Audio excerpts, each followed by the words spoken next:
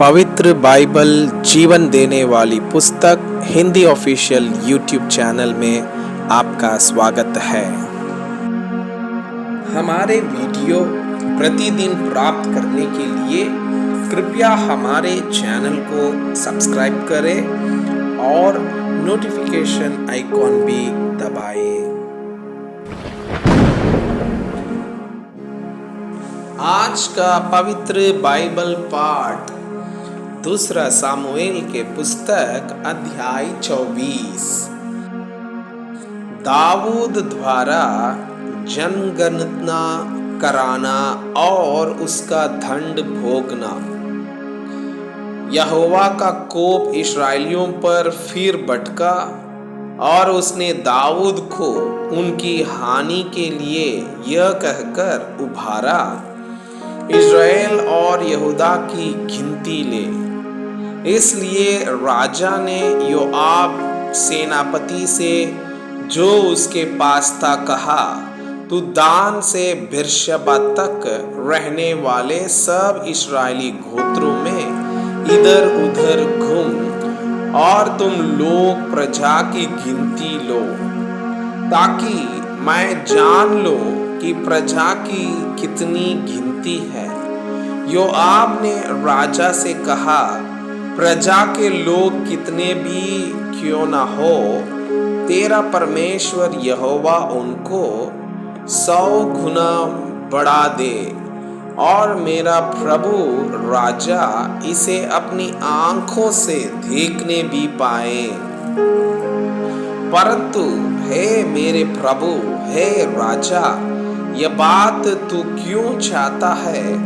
तो भी राजा की आज्ञा योआब और सेनापतियों पर प्रबल हुई।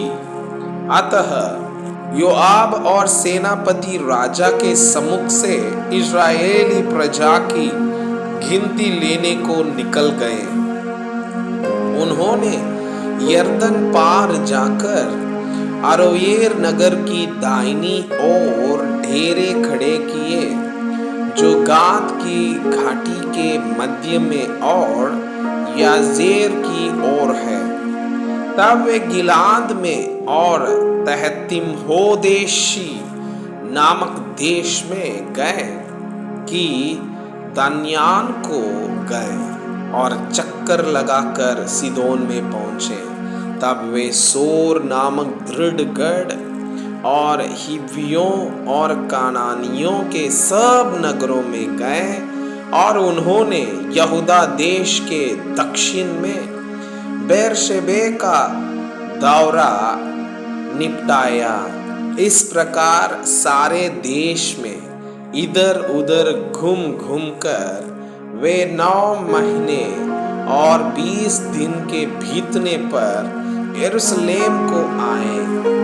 तब योआब ने प्रजा की गिनती का जोड़ राजा को सुनाया और तलवार चलाने वाले योद्धा इस्राएल के तो 8 लाख और यहूदा के 5 लाख निकले। प्रजा की गणना करने के बाद दाऊद का मन व्याकुल हुआ। अतः दाऊद ने यहोवा से कहा, यह काम जो मैंने किया वो महापाप है।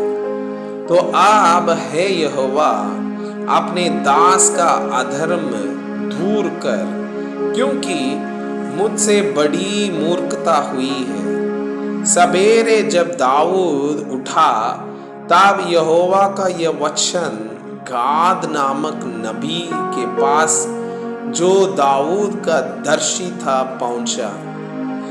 जाकर दाऊद से कहा, यहोवा यों कहता है कि मैं तुझको 3 विपत्तियां दिखाता हूँ, उनमें से एक को चुन ले कि मैं उसे तुझ पर डालूं। अतः गाद ने दाऊद के पास जाकर इसका समाचार दिया और उससे पूछा, क्या तेरे देश में 7 वर्ष का अकाल पड़े या 3 महीने तक तेरे शत्रु तेरा पीछा करते रहे और तू उनसे भागता रहे? या तेरे देश में 3 दिन तक मरी फैली रहे, आप सोच विचार कर कि मैं अपने भेजने वाले को क्या उत्तर दूं। दाऊद ने गाद से कहा, मैं बड़े संकट में हूं, हम यहोवा के हाथ में पड़े, क्योंकि उसकी दया बड़ी है, परंतु मनुष्य के हाथ में मैं ना पड़ूंगा। तब यहोवा इस्राएलियों में सवेरे से ले ठहराए हुए समय तक मरी फैलाए रहा, और दान से लेकर बेर्शेबा तक रहने वाली प्रजा में से 70,000 पुरुष मर गया। परंतु जब दूत ने यरूशलेम का नाश करने को उस पर अपना हाथ बढ़ाया, तब यहोवा वह विपत्ति डालकर शोकित हुआ और प्रजा का नाश करने वाले दूत से कहा, बस कर, अब अपना हाथ खींच। यहोवा का दूत उस समय अरौना नामक एक यबूसी के कलिहान के पास था। जब प्रजा का नाश करने वाला दूत दाऊद को दिखाई पड़ा, तब उसने यहोवा से कहा, देख, पाप तो मैं ही ने किया और कुटिलता में ही ने की है, परंतु इन भेड़ों ने क्या किया है, इसलिए तेरा हाथ मेरे और मेरे पिता के घराने के विरुद्ध हो। उसी दिन गाद ने दाऊद के पास आकर उससे कहा, जाकर अरोना यबूसी के कलिहान में यहोवा की एक वेदी बनवा। अतः दाऊद यहोवा की आज्ञा के अनुसार गाद का वो वचन मानकर वहां गया। जब अरौना ने दृष्टि कर दाऊद को कर्मचारियों समेत अपनी ओर आते देखा, तब अरौना ने निकलकर भूमि पर मुंह के बल गिर राजा को दंडवत की, और अरौना ने कहा, मेरा प्रभु राजा अपने दास के पास क्यों पधारा है? दाऊद ने कहा, तुझसे ये कलिहान मोल लेने आया हो कि यहोवा की एक वेदी बनवाऊं, इसलिए कि यह महामारी प्रजा पर से दूर की जाए। अरौना ने दाऊद से कहा, मेरा प्रभु राजा जो कुछ उसे अच्छा लगे उसे लेकर चढ़ाए। देख, होम बलि के लिए तो बैल है और दावने के हथियार और बैलों का सामान ईंधन का काम देंगे। यह सब अरौना ने राजा को दे दिया। फिर अरौना ने राजा से कहा, तेरा परमेश्वर यहोवा तुझसे प्रसन्न हो। राजा ने अरौना से कहा, ऐसा नहीं, मैं ये वस्तुएं तुझसे अवश्य दाम देकर लूंगा। मैं अपने परमेश्वर यहोवा को संत मेद के होम बलि नहीं चढ़ाने का।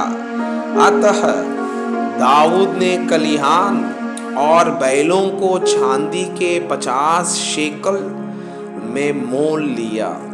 तब दाऊद ने वहां यहोवा की एक वेदी बनवाकर होम बलि और मेल बलि चढ़ाए, और यहोवा ने देश के निमित्त विनती सुन ली। तब वो महामारी इस्राएल पर से दूर हो गई। मैं आपसे यह अनुरोध करता हूँ कि कृपया आज का बाइबल पाठ को अध्ययन करें और जिन वचनों के द्वारा आप प्रभावित हुए उसे अपने कॉपी में लिखें और आज दिन भर इस वचनों को अपने जीवन में अभ्यास करें। परमेश्वर चाहता है कि आप उनके समान